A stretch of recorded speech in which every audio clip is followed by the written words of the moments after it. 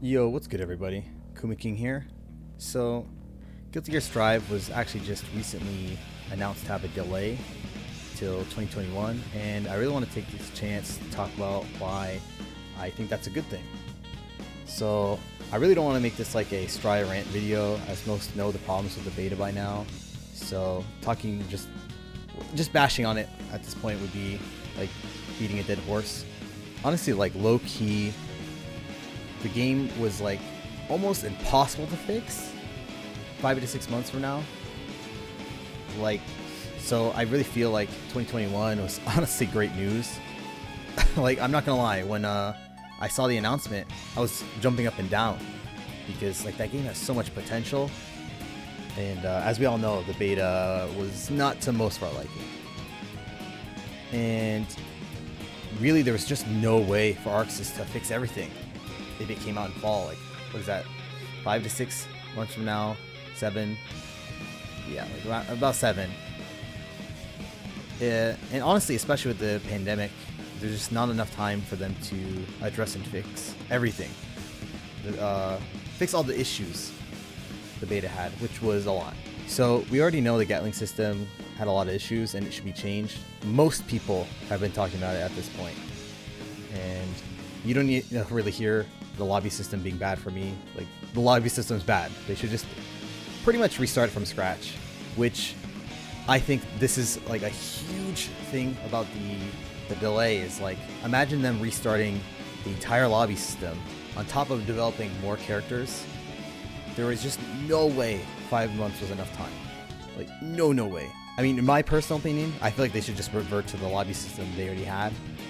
You know, with like the chibi avatars, the 3D environment, like the arcade cabinets, and they could honestly go back to that, but you know, have some like Strive enhancements, if you know what I mean. But restarting that from scratch within a 5-month time frame is just too much.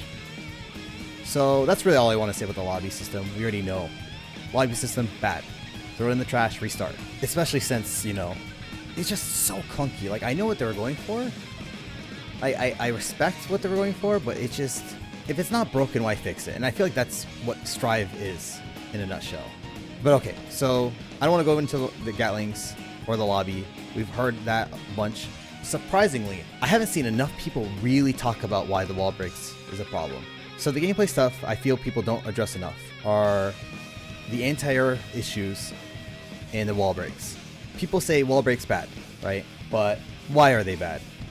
Besides the fact that it doesn't belong in a fighting game, but that's just my personal opinion. I just feel like it's a system that needs to be pretty much removed.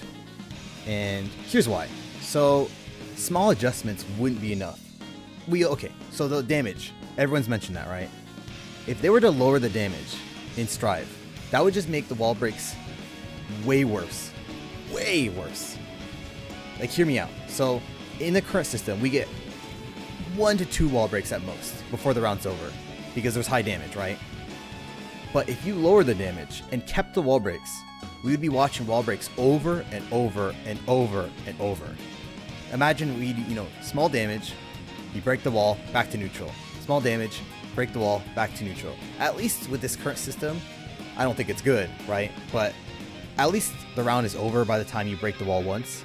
But if you lower the damage and kept the wall break, right, we'd have an even worse problem.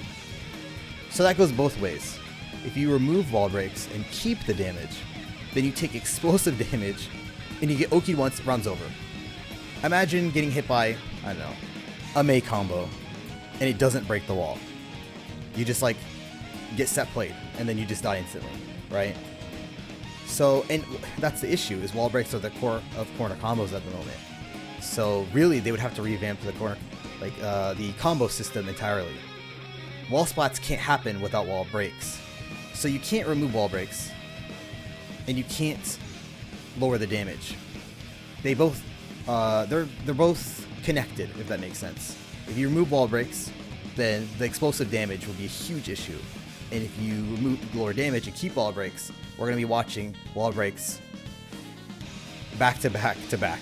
And that's not to my liking. to say the least. I think it's personally trashy. So what can they do? In all honesty, they should probably just change like the entire wall break system. I would say they should honestly just remove it. I feel like it's not a mechanic that really belongs in a fighting game. I thought you really couldn't get worse than Danger Time, but yeah, they proved me wrong. I would take Danger Time over wall breaks any day of the week. I hope they change this for the better so we don't have combos like Soul Fafnir loops or May 6P loops. May 6P loops. Okay, May 6P loops are really funny. I'm not gonna lie. Alright? But it's just boring. You know, it doesn't have that pizzazz. It's not stylish. You know, and I really care about style. And 6Ping someone over and over is just kind of like it's a good beam, really. So that's pretty much how I feel about the wall break system. Like, you really can't have one without the other. And the current system, wall breaks and high damage, it's just clunky. It's not very fun. So, that being said, if they were to take them out, I think it would take a lot. If you were to take out wall breaks, you'd really have to completely redesign the combo system of the game. So the next thing I want to address was anti-airing, because I feel like people have briefly mentioned it, but they haven't mentioned it nearly enough. So the thing I want to talk about is anti-airing feels awful. And the reason why is they changed air dashing. I've seen a lot of people complain that air dashes are slower. So here's the issue with the air dashing is the way the old air dash used to work was you did a quick air dash and you can attack at the end of it, right? They reworked it so you can attack at any point during the air dash. So it makes jump-ins way too powerful. It's similar to a Melty Blood air dash where you have a slow air dash and you can attack at any point while air dashing. So imagine in Guilty Gear, you do that slow air dash and you can press jump heavy and you'll do it immediately out of the air dash, right? So imagine if they do jump heavy immediately when they air dash, or late, or somewhere in between. How is the person on the ground supposed to consistently anti-air that? That'd be way too hard. Now I know what you're thinking, air to air, right? But air to airs have really trashy reward with how the system works at the moment. Or 6P, right? 6P has upper body invuln. Well, because they changed the Gatling system and jump cancels, you can't jump cancel out of 6P. So when I was playing Kai, I would 6P and get nothing off of it. It would just send them back mid-screen. So it's like, oh, nice. They jump at me for potentially a ton of reward if they get a jump in, and I 6P them and do 10 damage. Nice. So then they're just gonna like jump back in. Like, what would stop them? Another thing you could consider is there's air throwing, but air throwing has like that whiff animation. If you whiff it, you're in counter hit state. And so I've had an instance when I was playing my friend where I whiffed air throw and he landed and just did 2H and it was counter hit state. So it's like, okay, cool. And you know, I didn't want to get into the Gatling system. Everyone knows Gatling system should be changed, right? Some games I can think of at the top of my head where anti-airing is pretty hard or maybe just not possible. Melty Blood and Persona 4 Arena. So Persona 4 Arena, you know, there are actual anti-air buttons, but that game's pretty hard to anti-air on the ground. I won't get into that at the moment, but thankfully air-to-air reward is really good. That goes for Melty as well, where air-to-air reward is amazing in that game. But basically in Strive, anti-airing didn't feel good, air-to-airing didn't feel good, air throws didn't feel good. So basically the only thing that felt good was jumping at your opponent. Imagine that game where you just jump in at people over and over. Can't stop them.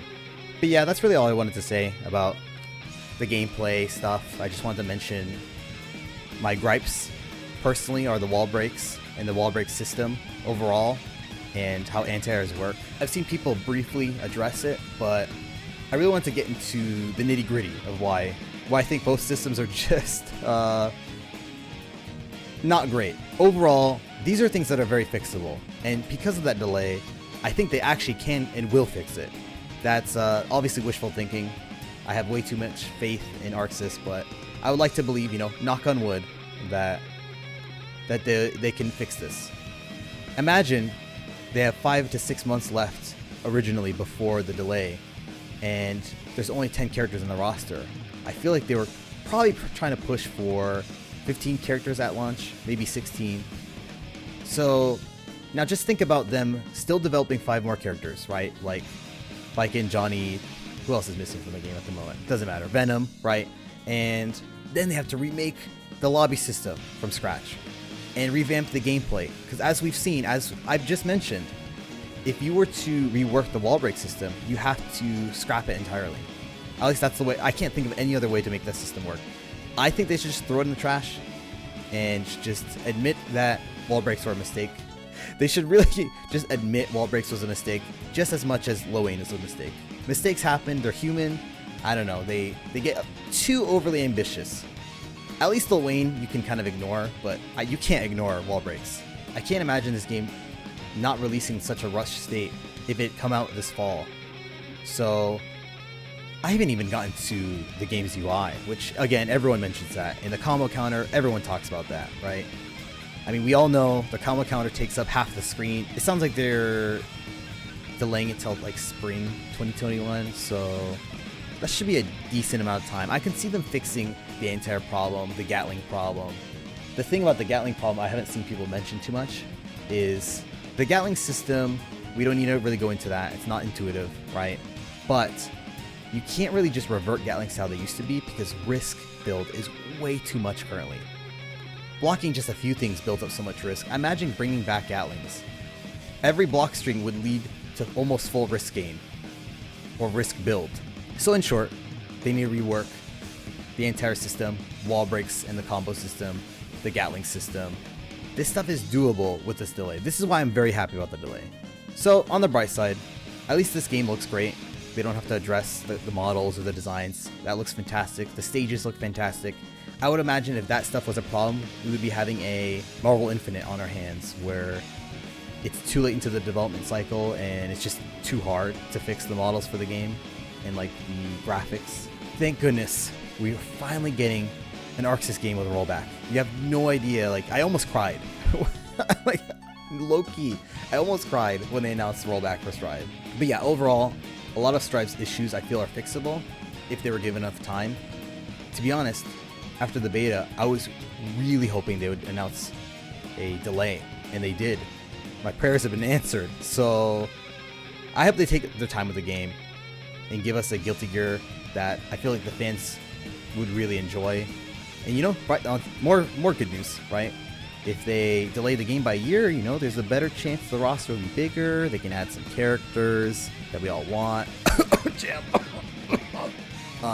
But you know, that being said, imagine with this delay we can have more than just 15 in the roster. Maybe they could reach a 20 character roster. It's not likely, but I imagine they're aiming for 15 to 16.